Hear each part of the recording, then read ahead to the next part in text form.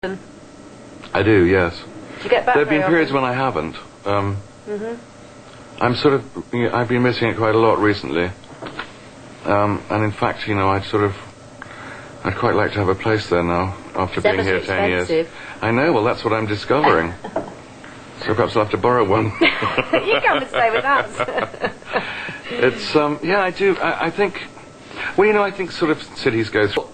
No, I went to a university. I went to Birmingham University because at the time there were only 3 universities that did drama. So you did drama at... there was only 3 then? Because there's loads now, isn't there? Bristol, Manchester, and I don't know what the other one was. I can't remember. Edinburgh would it have been? No. No. That's where I went anyway. I went to, partly because the Shakespeare Institute was part of the, you know, was attached to Birmingham University. What was your first job? My first job was in hair in London. Oh wow! Not a bad first job. It was sort of weird. When I finished at Birmingham, I was supposed to have a job at Birmingham Rep, but because, you know, I didn't have an agent and they didn't have any kind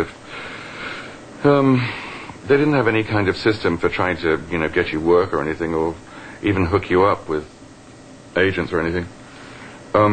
I didn't have a contract, and 3 weeks before I was supposed to start, they said, "Oh, I don't think we're going to need you after all."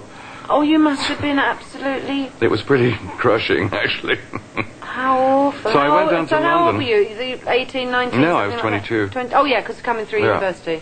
Still young to be... It's awful having to do things like that, isn't it?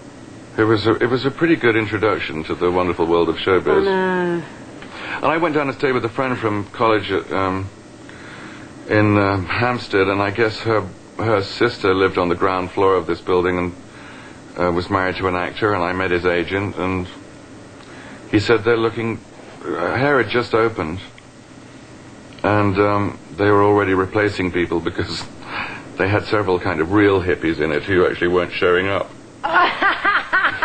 Well, they'd go for a couple of performances and think, oh, I just stay home tonight. Well, no, I've got a rather good party tonight, I think. So, I joined it about 3 weeks after it opened with Elaine Page. She and I both started on the same day. I'll always remember because she was sort of, she looked like Jackie Kennedy. She had a little pillbox hat. Oh, really? A little sort of pink coat. And she looked very hair. Yeah, well, you know, we relaxed quite quickly. Did you have to audition and go in and sing? And that must have been scary, mustn't it? Yes, and I, you know, of course I didn't have an equity card, so I had to sort of lie and say that I did. And so how long were you in hair? Well, I had a run-of-the-play contract, which is 18 months. But after about a year, I really wanted to kind of move on. And in fact, I just sort of staged a sit-in at the producer's office. He'd come in every morning and I'd be sitting there going, "Let my people go." Did it work? Well, eventually he said that I could leave if I got a job that was visibly a step forward. And so I got a job at the RSC with a play where in fact I was going to play a hippie, but I didn't tell them that.